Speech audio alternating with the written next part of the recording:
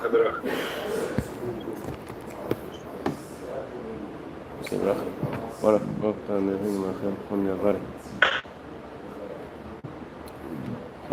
so this week we have two Parshas. But the truth is not two Parshas, it's one Parsha. Because whenever we have two Parshas in 1 week, what that means really is not that they're two Parshas, but that they become one Parsha. If these two Parshas have no connection to each other, they will never be joined together as one. The fact that they could be joined together as one means they have a connection with each other. Not only that, unlike the Teimanim, who on the fourth Aliyah, they stop at the end of the first Parsha, that's what they do, and they continue the next Parsha with another Aliyah, Chamishi. We read the Torah on the year, with a double Parsha, not with 14 Aliyahs, we have 7 Aliyahs. And we do it in a way that you can't even tell that it's a double Parsha, meaning we read it seamlessly. Our fourth Aliyah, as most Jews, except for the Teimanim, they join together the fourth Aliyah with both Parshas. So the first half of the fourth Aliyah is in Parshas Matot, and the second half of the Aliyah is in Parshas Masei. So we make it into one Aliyah. So we need to understand what is the theme of Matot, what's the theme of Masei, and how do these two themes connect to each other? What do they have in common? There must be something in common, otherwise they couldn't become one Parsha. This week we have one Parsha. We're also catching up to all the Israelis. Thank you so much. In Israel, we've been trailing Israel for some months now, since Pesach, one Aliyah behind, and this week with the double Parsha, we're going to catch up to them. And these two Parshas are read in the time of the month of Av. The Shalah says that the Torah portions that are read have connection to the various holidays at that time of year. So the Shalah says it's about Hanukkah. This guy's a very thoughtful young man.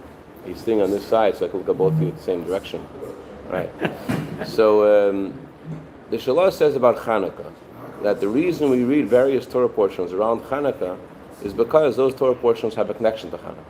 Like Yeshev, Miketz, Yigash, they're connected to Hanukkah. Even though Hanukkah was a holiday that was instituted by the sages long after the Torah was written, long after there was the Moshe established that we should, or Ezra established that we should read the Torah every week, there was already he still says the fact that the Torah has ordained that we read those Torah portions around the story of Hanukkah means they're connected to Hanukkah. And so too Parshas Matot and Masei, whatever connection we find between them, must also have a relationship to the time that we're in now, in the language of Zev Kessler, in the best month of the year, the month of Av. Month of Av is starting Mitzvah this coming Friday, and as we learned, when the month of Av enters, although the Talmud says it's supposed to decrease in joy. So the double Parshas were established a long time ago. That's right. And they're not considered double Parshas, it's considered like one Parsha. So it says when the month of Av enters, it's supposed to decrease in joy, but the Chassidic masters say it's supposed to decrease in all the calamities of Av, all the negative of Av. How do you decrease in Av? By adding in joy, by adding in simcha. So we need to understand what's the connection between Matot and Masei and the month of Av, the month which is, as the Gemara says, a month associated with redemption. It says in the Gemara that the month of Av is called the lion. And the Gemara says, why did the lion destroy the lion in the month of the lion? It's in order that the lion should rebuild the lion in the month of the lion. Why did the lion, meaning Nebuchadnezzar, the king, destroy the temple which is called the lion in the month of the lion, the month of Av? It's only in order that there should be the rebuilding of the third Beis Hamikdash in the month of Av. But we shouldn't have to wait for the month of Av. We're to bless the month of Av. We should see this happen today. But let's go back to Matot and Masei. What is the theme of Matot? What's the theme of Masei? How they connect to each other, and how does that have to do with the month of the time that we're in the 3 weeks and approaching the month of Av, which is Shabbos already be in the month of Av.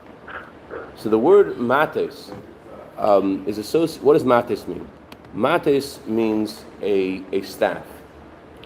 So staff comes from a tree, but it's detached from the tree, and it's hard. From what? It's detached. It's taken off the tree, and it dries up, and it becomes hard. Then you can use it as a walking stick. Then you can use it as a step. That's what a mat is. A shevet, on the other hand, is a branch. While the branch is still attached to the tree, it's called a shevet. Then it's pliable. You move it around a little bit. It's not so hard. It could bend a little bit more, because it still has then the moisture from the tree. What's the tree? So it says in the Zohar that Hashem is called the tree of life, and the souls, they are attached to their source, to the tree of life, to Hashem. When a soul comes into this world, the soul loses something of its attachment to Hashem, and it dries up. It becomes detached from its source to a certain extent, and it hardens. It loses some of that, you can't compare a soul in Gan Eden, a soul in heaven, where it has love and reverence for Hashem in an amazing way. And the way the soul comes down to this world and engages with the physical, there's a real change. So the soul is, so to speak, drying up. Like it's a separate thing. It's connected. The Torah is called the tree of life because the Torah is one with Hashem, and the soul is more attached to the Torah and Hashem when it's in Gan Eden, when it's in heaven. When the soul comes to this world, it turns into a staff. It dries up. But on the other hand, being a staff isn't all that bad. Why not? What does it say in Parshas Hayom Yom? Parshas Hayom Yom, it says there are two characteristic expressions in Chassidus.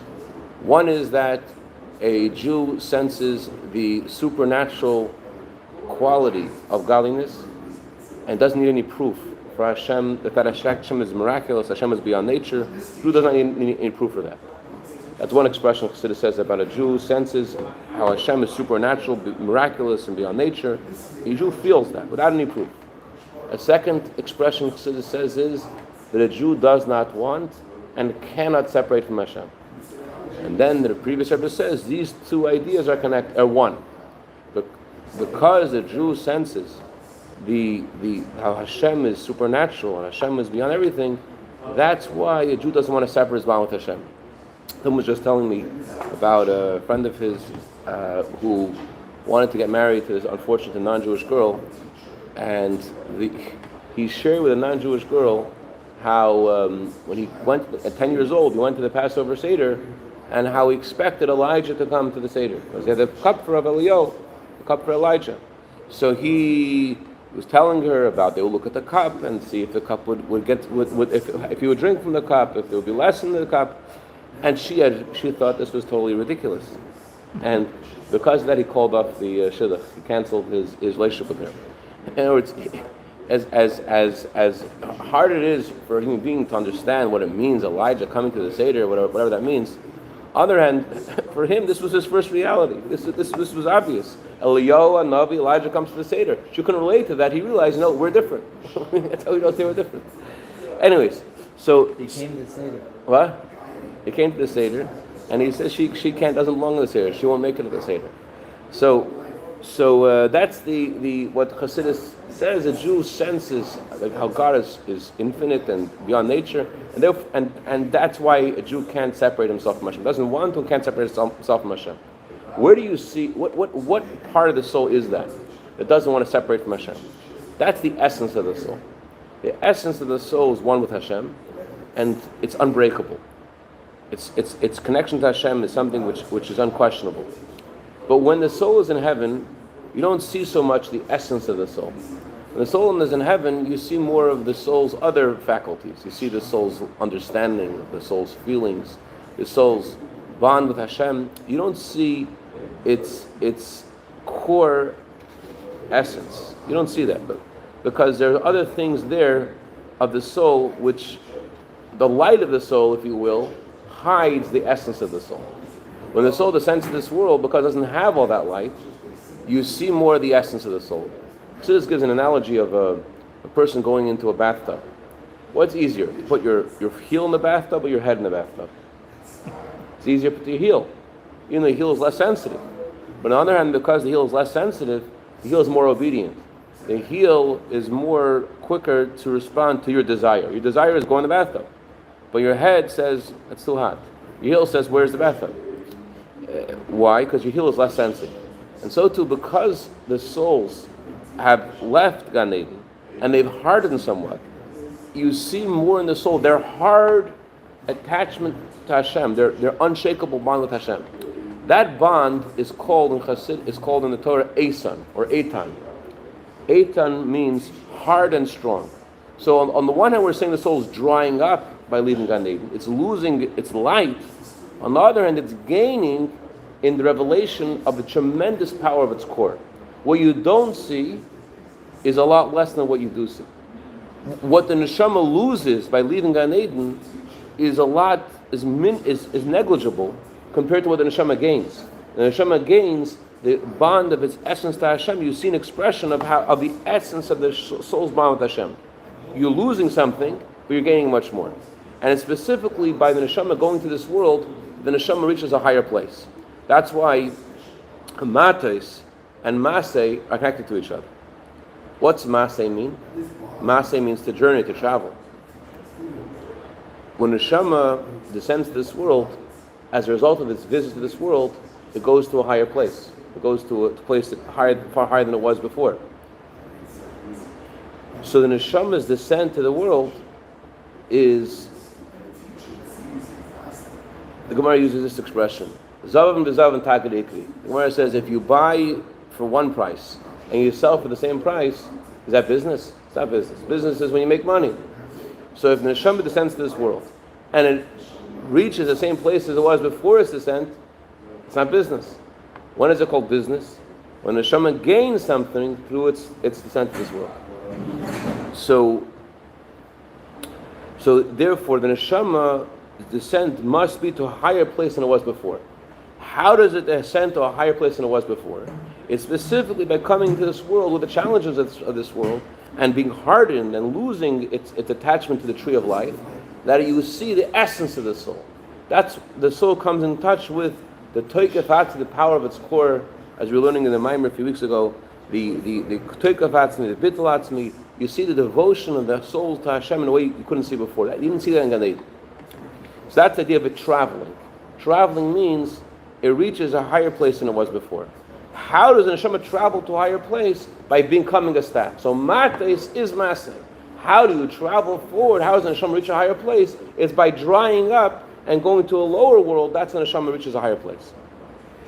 So this is connected also with the 3 weeks, because the neshama's journey to this world and a hardening before the Beis Hamikdash was destroyed it didn't get so hard. Didn't lose so much. It lost Gan Eden, but still in the Beis Hamikdash every single day there were 10 miracles the neshama saw every single day. So it wasn't, and besides the 10 miracles, imagine every day seeing the Kohanim and the Levim and the Beis Hamikdash, seeing the fire come down from heaven to consume the sacrifices. You know, they were short. The neshama is still like in Gan Eden when the Beis Hamikdash was standing. So when is the neshama really get harder? When does it lose the light of the neshama? It loses its light when the Beis Hamikdash is destroyed. So therefore, the real matos begins in the 3 weeks. When the neshama's encountering an exile with absolute darkness, and especially as the exile continues with more and more darkness, as we're learning the Maimer, at the end of the exiles, there are unique challenges that God gives every person right before Mashiach comes. It's specifically at that time when the person's experiencing these unique challenges. On the one hand, he's in the dark. On the other hand, he's Masei. On the other hand, he's traveling and reaching something far higher than he ever had before. He's getting in touch with the essence of his soul. And this brings us to the real Masei. The real Masei is at the end of the Golus. We go straight from the end of the Golus to Mashiach. From Mates, we go to Masei, not just out of Egypt, but we go to Eretz Yisrael, we go to Mashiach. We go from the Yarden Yerecheh, from the Jericho, across the Jordan to get to Mashiach. We go specifically from the last moments of the exile to the coming of Mashiach. What's the connection between the last moments of the exile and the coming of Mashiach? Because what's Mashiach about? Mashiach is about a vivid perception of Hashem. Mashiach is about Mola Orad De'etz Hashem. The world is full of the knowledge of Hashem. Not just knowledge, but a vivid perception of godliness. That vivid perception we actually achieve today. Because of the challenges that we have, because of the things we cannot see, that puts us in touch with our core bond with Hashem, which is higher than what we could see. I don't know if you heard the story I shared last night, but the Rebbe told this artist a very interesting thing. He said to him, don't be like an ant, be like a spider. What does it mean? Don't be like what? An ant, be like a spider. So the Rebbe's simple instruction to him was, don't put all your energies in one direction, branch out. Don't be, the spider has many eyes and many legs. Don't spread to east and west. Rebbe actually told him he should start a school for artists. He's a very famous artist today, Yossi Rosenstein. Anyways, but he said there's another meaning of the Rebbe's instruction. This is his interpretation. He said a spider, besides all of its eyes, it senses the tension in the net. It doesn't just use its eyes to see things. It uses also it feels things where it is. So in a similar way, at the end of the exile, we become sort of like the spider. Why? Because we feel the truth of Hashem in a more vivid way than we could in time of the Beis Hamikdash. Beis Hamikdash, they saw Galilee. It's true. They saw, they bowed. Amazing. But at the end of the exile, we have a more vivid perception of Hashem because of the challenges we have. We realize how we're one with Hashem, like in Kriyas Yom Yom. A Jew does not want and cannot separate himself from Hashem. That's a lot more than seeing Hashem in the Beis Hamikdash. That's a lot more than seeing all the miracles every day. And that's why specifically from the end of the exile, the end specifically is connected to the beginning of the Gil, beginning of the redemption. Because the end of the exile reveals this core bond we have with Hashem. They've actually said that in history right now, where are we? The 42 journeys. Baal Shem Tov says that the 42 journeys the Jews had from Egypt to Israel find a parallel in every person's life. There's 42 journeys in a person's life. There are 42 journeys every single day. And more, there's 42 journeys in history. From Egypt to Mashiach, there are 42 journeys. Where there are 42 journeys. 42, just like when from Masei, they went from Devlosaima to Pisim and to Ramses. There's 42. So too, from Mitzrayim to Mashiach, you could divide them also in 42. Where are we now? We're not in Almain Devlosaima, not in Kadesh. We're in the Yad and Yerecha. We're by the Jericho. We're by the time of Mashiach. And therefore, the Rebbe said we're already able to taste from the Avos Yisrael the future. Mashiach comes, we're literally going to be like a family. Mamash like a family. We're more than a family. We're going to feel such love for each other. So the Rebbe says, since we're so close to coming to Mashiach, instead of like trying to rectify the exile and think about how the exile started because of senseless hatred, therefore we have to rectify with love. It says we're already able to taste from the Avos Yisrael Mashiach. We're so close to coming to Geulah, we can already feel now a little bit of that Avos Yisrael. Anyways, Able shall help. Shadaka have emes b'suras tevis, and we shouldn't need to be dried up anymore. Shall see coming Mashiach Kar Mamish L'chaim.